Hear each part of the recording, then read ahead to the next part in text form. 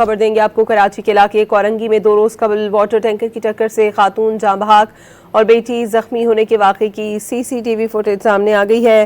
مزید بات کریں گے ڈون نیوز کے نمائندے محمد بلال خان سے۔ بلال، اپڈیٹ کیجیے گا۔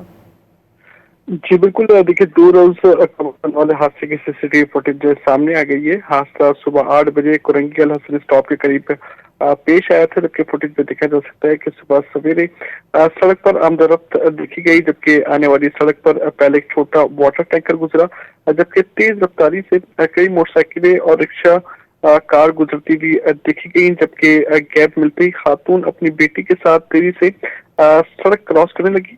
ماں بیٹی سڑک کے درمیان ابھی نہیں پہنچے تھے کہ دوسرا ٹینکر آ گیا اور واٹر ٹینکر نے دونوں ماں بیٹی کو ہٹ کیا اور رگڑتے ہوئے ساتھ لے گیا۔